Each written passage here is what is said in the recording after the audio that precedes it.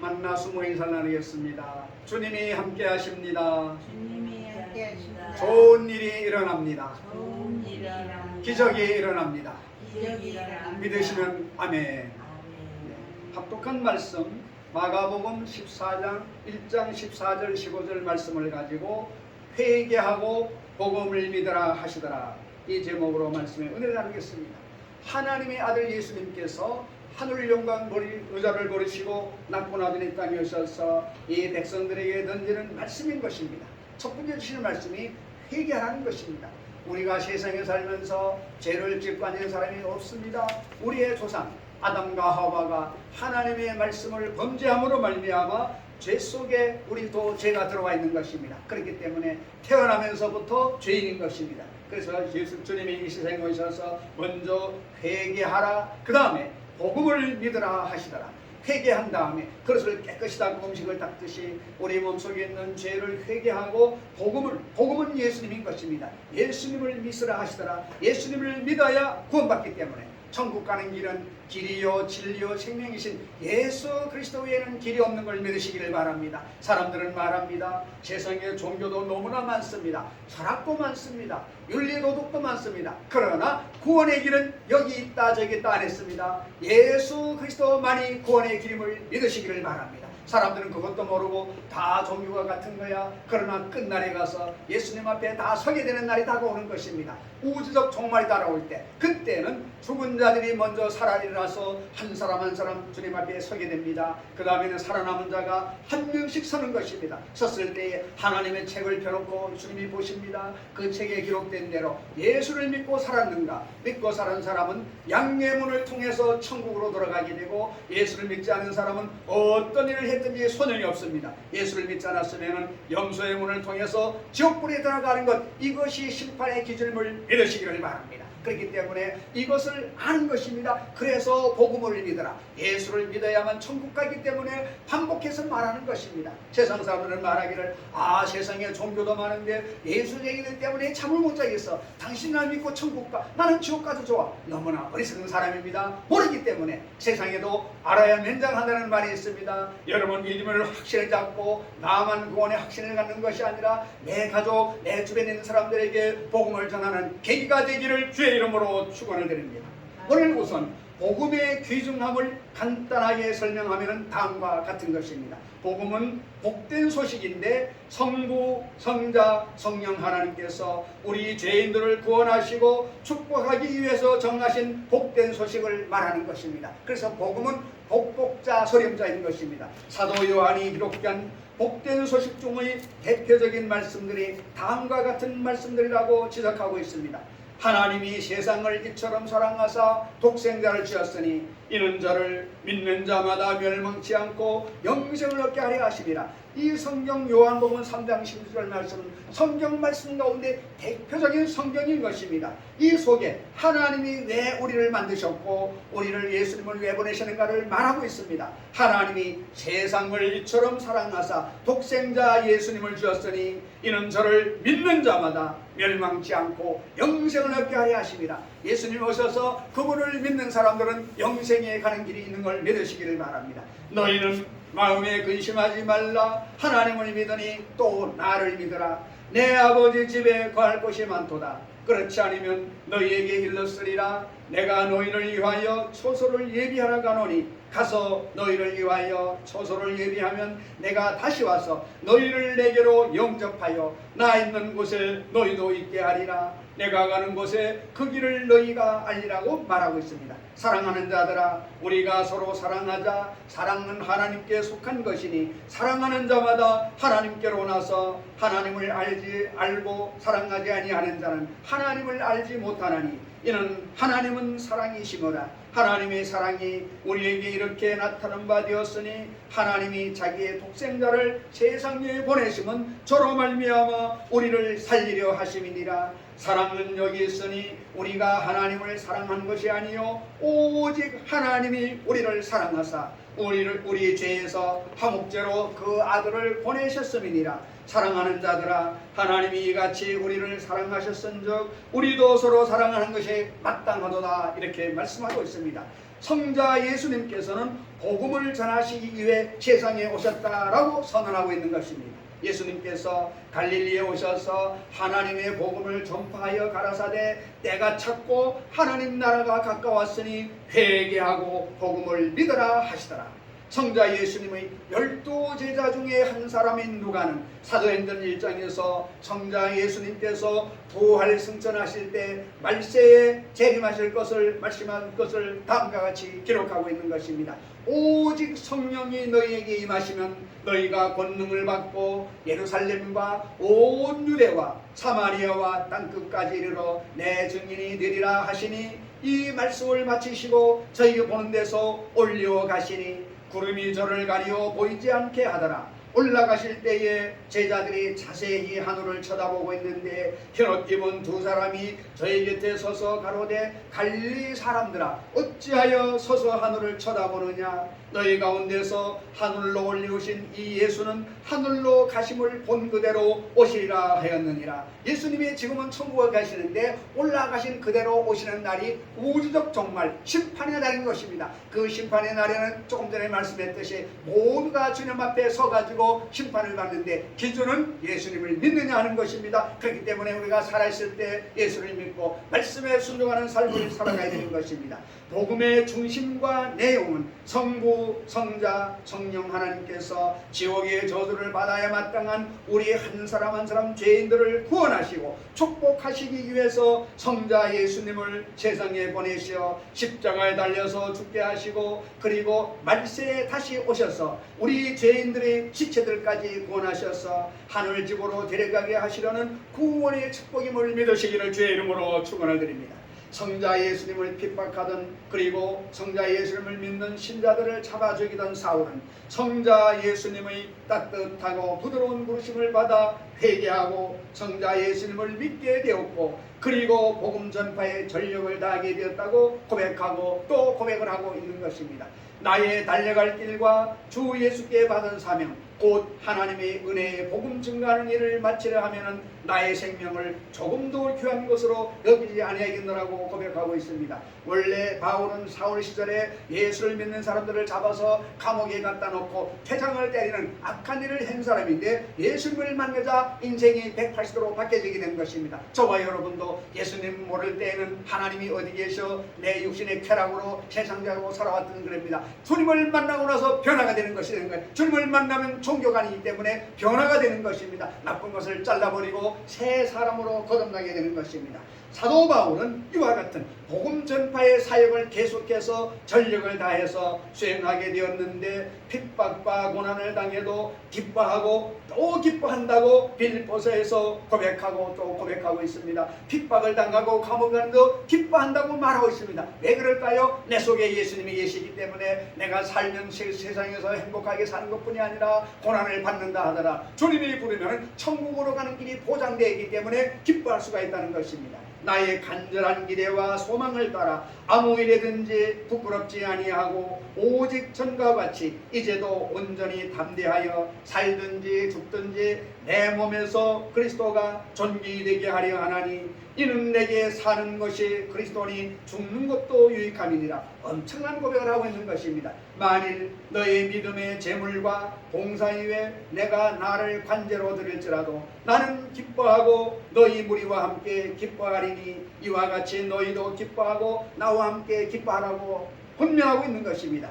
주 안에서 항상 기뻐하라. 내가 다시 말하노니 기뻐하라. 너의 관용을 모든 사람에게 알게 하라. 주께서 가까우시리라. 아무것도 염려하지 말고 오직 모든 일에 기도와 간구로 너희 구할 것을 감사함으로 하나님께 아뢰라. 그리하면 모든 지각에 뛰어는 하나님의 평강이 그리스도 예수 안에서 너희 마음과 생각을 지키시리라. 엄청난 말씀인 것입니다. 빌립보서 4장 4절 이하에 복음 전파의 삶은 기쁨으로 충만한 삶이라고 거듭말하고 있는 것입니다. 온갖 죄와 허물밖에 없는 부족하고 또 부족한 죄인들을 구원하시고 축복하시는 성부, 성자, 성령 하나님의 놀라우신 구원의 소식에 대한 즉 복음에 대한 설교는 들어도 꿀송이 같이 달고 소망이 벅차오르고 할 수 있다는 믿음이 생기고 기쁨이 넘치는 것을 체험할 수 있게 되는 것입니다. 첫째로 기독교 복음 영성은 약함이라고 말하고 있습니다. 기독교 복음의 영성은 역설적인 것입니다. 약할 때 강하고 어리석을 때 지혜롭게 되는 것이 기독교 복음의 영성인 것입니다. 영국의 세계적인 기독교 지도자인 존 스토트 박사는 2000년 7월 영국 케이직 사경회에서 이런 말을 한 일이 있습니다. 기독교의 근본적 진리의 하나는 약함과 어리석음입니다. 십자가의 복음 자체가 약하고 어리석은 것입니다. 그래서 사도 바울은 십자가의 복음을 전할 때 헬라의 지혜로 포장하지 않고 로마의 웅변술로 각색하지 않고 그렇게 하기로 작정하지 했다고 고백하고 있는 것입니다. 말의 지혜와 아름다운 것으로 하지 않기로 작정했다고 고백을 하고 있습니다. 설교를 너무 지혜롭고 유창하고 멋있게 하지 않기로 작정했다는 말입니다. 참된 복음, 전도자의 특성도 자신의 약함과 어리석음을 깊이 인식하고 인정하는 것이라고 지적하고 있는 것입니다. 사도 바울은 자신의 약함을 고백하고 또 고백하면서 다음과 같이 자신을 묘사하고 있는 것입니다. 바울은 무슨 물건이며 아볼로는 무슨 물건이냐? 나는 약하며 두려워하며 심히 떨었노라. 나는 만물의 찢기 즉 시궁창에 내버리는 음식물이 찌꺼기 같은 존재라고까지 표현을 했습니다. 그리고 고린도후서에서는 이렇게 묘사하고 있습니다. 나는 나에 대하여 약한 것들과 부족한 것들을 자랑하노라. 그 이유는 내가 약할 때에만 강할 수 있기 때문인 것입니다. 내가 약할 때에만 그리스도의 능력이 나와 함께 하시기 때문이라고 말하고 있는 것입니다. 존 스토트 박사는 오늘날 세계 곳곳을 다녀보아도 사도 바울처럼 자기의 약함과 어리석음을 드러내는 진정한 기독교의 지도자들을 찾아보기가 너무 어렵다 그렇게 고백했습니다. 복음을 받을 수 있는 사람의 자격도 약함과 어리석음이라고 지적하고 있는 것입니다.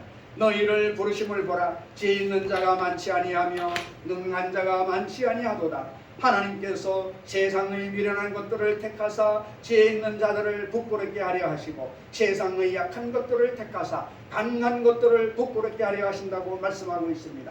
초기 한국교회는 참으로 약했고 가난하고 힘이 없었습니다. 그래서 한국교회는 겸손히 땅에 엎드려 하늘을 바라보며 하나님만 의지한 적이 있었습니다. 그런데 한국교회는 너무 커지고 강해지고 지혜로워졌습니다. 너무 크고 강하고 힘있게 되었습니다. 그래서 복음의 능력을 상실하게 되고 사회로부터 실망과 불신을 받기에 이르렀을지도 모르겠습니다. 한국교회는 사도 바울처럼 약해져야 하고 어리석어져야 한다고 생각해 보는 것입니다. 왜냐하면 성자 예수님께서는 약해지셨고 가난해지셨고 비천해지셨기 때문인 것입니다. 이제 우리는 약함과 어리석음을 통해 역사하는 예수 그리스도의 지혜를 체험하며 살아가야 하겠습니다.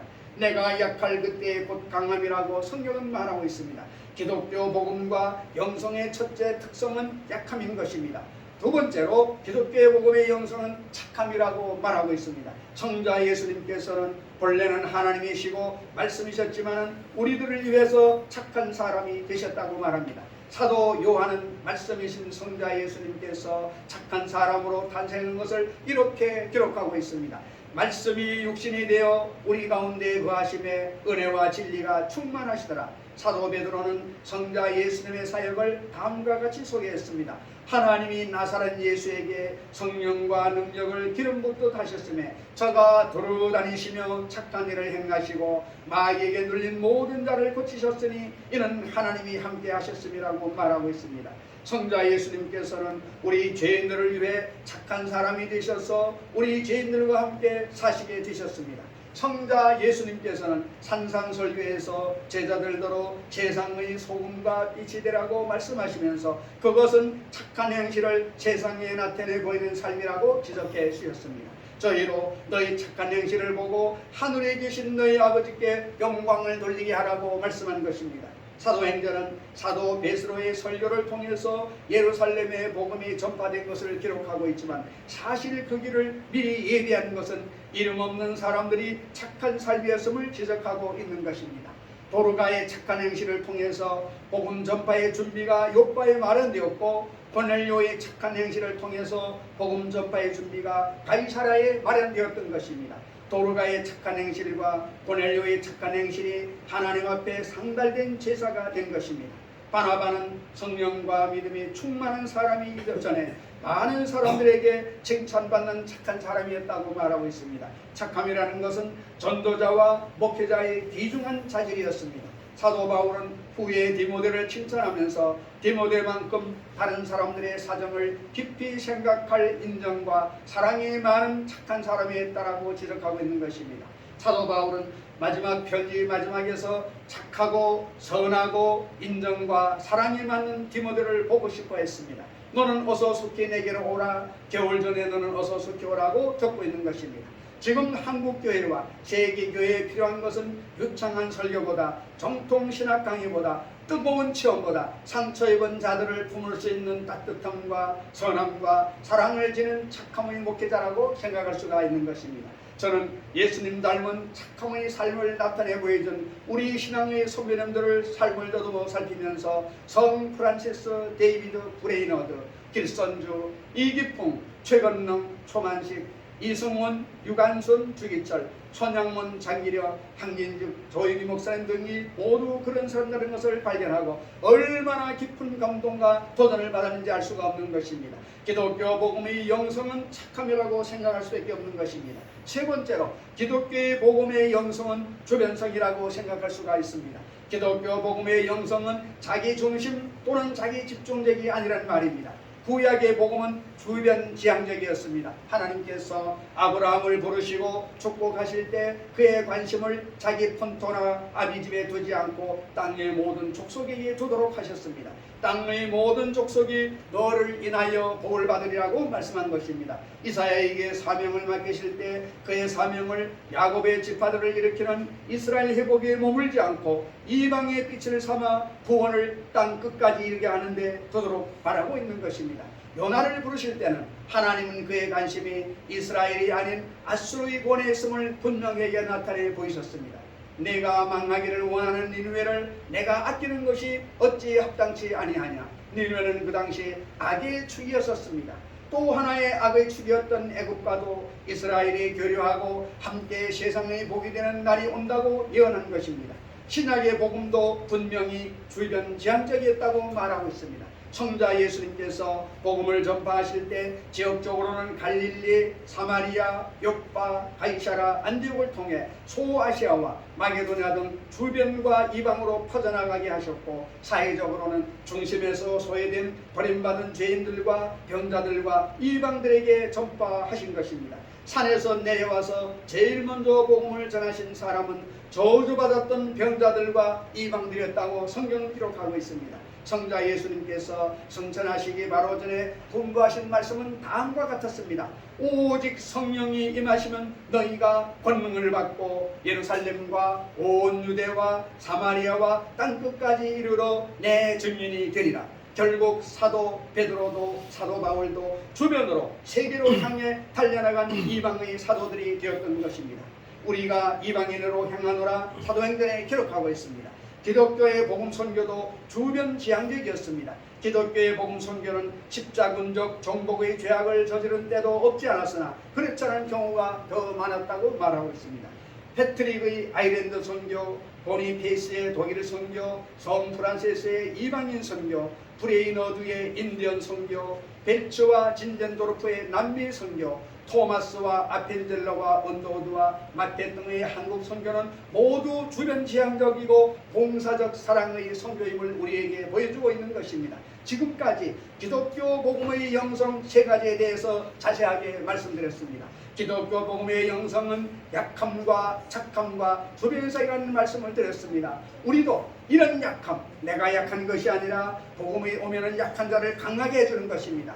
우리가 세상에 착한 사람들이 복음을 받아들이면 착한 삶을 살게 되는 것입니다. 내 중심으로 살던 사람들이 어려운 사람을 보면 우리가 그 사람의 애틋한 마음을 갖게 되는 것입니다. 주변성인 것입니다. 나만 생각하고 내 주변에 머물던 전도를 이제는 멀리 우리가 호세에 돌을 던지면 물이 퍼나가듯이 내가 믿은 예수님을 전할 때 멀리 있는 사람, 우리가 전도를 통하여 또 우리가 요즘은 그 핸드폰을 통하여 외국까지 전도를 할 수가 있는 것입니다. 그렇기 때문에 우리가 기독교의 복음이 내가 강한 것이 아니라 약함에서 시작되고 어리석음에서 출발하는 것이 아니라 착함으로부터 출발하고 내 가정 이기주의가 아니라 주변성이라는 것을 깨닫고 우리가 세상 살아갈 때에 예수님의 말씀을 닮아서 우리가 가는 곳에 빛이 되고 소금이 될 수 있기를 주의 이름으로 축원합니다. 우리 모두 주님께서 재림요소로 오시는 마지막 심판하러 오시는 주님을 모르고 방황하는 많은 영혼들에게 세상만을 쫓고 쾌락을 쫓는 영혼들에게 이 복음을 믿으라고 외치는 그리스도인들이 다 되시기를 예수 그리스도의 이름으로 축원을 드립니다.